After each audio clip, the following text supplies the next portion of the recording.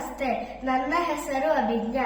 ನಾನು 4ನೇ ತರಗತಿ ಸಿ ವಿಭಾಗದಲ್ಲಿ ಓದುತ್ತಿದ್ದೇನೆ. ಇಂದು ನಾನು ಹಂಪಿಯ ಬಗ್ಗೆ ಮಾತನಾಡುತ್ತಿದ್ದೇನೆ.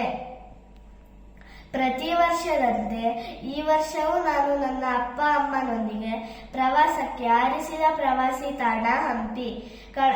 ಕಳೆದ ಡಿಸೆಂಬರ್ ತಿಂಗಳ ಕೊನೆಯಲ್ಲಿ ನಾವು ಮೊದಲು ಮಂತ್ರಾಲಯಕ್ಕೆ ಹೋಗಿ ನಂತರ ಹಂಪಿಗೆ ಹೋದೆವು. ಮುಂಜಾನೆ ಬೇಗ ಎದ್ದು ಅಂಜನಾದ್ರಿ ಬೆಟ್ಟ ಮತ್ತು ಸೂರ್ಯಾಸ್ತದ ಸಮಯಕ್ಕೆ ಸರಿಯಾಗಿ ತುಂಗಭದ್ರಾ ಡ್ಯಾಮ್ ಅನ್ನು ನೋಡುವಾಗಲೇ ನಾನು ಐತಿಹಾಸಿಕ ಸ್ಥಳ ಹಂಪಿಯ ಬಗ್ಗೆ ಬಹಳ ಕುತೂಹಲಗೊಂಡಿದ್ದೆ. ಅದಕ್ಕೆ ಪೂರಕವಾಗಿ ನನ್ನ ತಂದೆ ಹಂಪಿಯ ಅನೇಕ ಮಹತ್ವದ ಸ್ಥಳಗಳ ಬಗ್ಗೆ ತಿಳಿಸಿದರು. ಮರುದಿನ ಬೆಳಗ್ಗೆ ನಾವು ಬೇಗ ಎದ್ದು ವಿರೂಪಾಕ್ಷ ದೇವಾಲಯಕ್ಕೆ ಹೋದಾಗ ನಮಗೊಬ್ಬರು ಮಾರ್ಗದರ್ಶಕರು ಸಿಕ್ಕರು.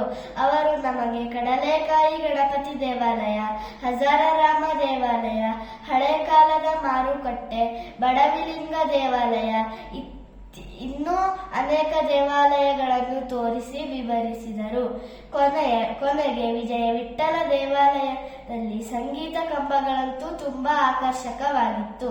ಕಲ್ಲಿನ ರಥದ ಚಿತ್ರ ಇರುವ 50 ರೂಪಾಯಿ ನೋಟನ್ನು ಹಿಡಿದು ನಿಜವಾದ ಕಲ್ಲಿನ ರಥದ ಮುಂದೆ ಫೋಟೋ ಹೊಡೆದುಕೊಂಡೆವು. ಆನೆಯನ್ನು ಕಟ್ಟುತ್ತಿದ್ದ ಲಾಯ, ವಿಜಯನಗರದ ಅರಮನೆ, ಅಲ್ಲಿಯ ಪುಷ್ಕರಣಿ ಇತ್ಯಾದಿಯನ್ನು ನೋಡಿಕೊಂಡು ಫೋಟೋ ಹೊಡೆದುಕೊಂಡೆವು. ಕೊನೆಯ ಲೋಟಸ್ ಮೆಹಲ್ ಅನ್ನು ನೋಡಿಕೊಂಡು ಹೋಟೆಲ್ಗೆ ಮರಳಿದೆವು. ಒಂದು ಕಾಲದ ವಿಜಯನಗರದ ಅರಸರ ರಾಜಧಾನಿಯಾದ ಹಂಪಿಯನ್ನು ನೋಡುತ್ತಾ ಗತಕಾಲದ ವೈಭವ ನಮ್ಮ ಕಣ್ಣು ಮುಂದೆ ಹಾದಿಹೋಯಿತು.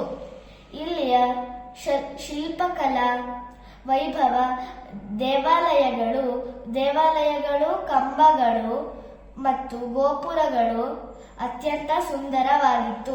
ಅದೇ ಕಾರಣಕ್ಕೆ ಹಂಪಿಯ ವಿಶ್ವ ಪರಂಪರೆ ಸ್ಥಾನ ಪಡೆದಿದೆ ಎಂದು ನನ್ನ ಅಪ್ಪ ಹೇಳಿದ್ದು ಕೂಡ ನೆನಪಾಯಿತು.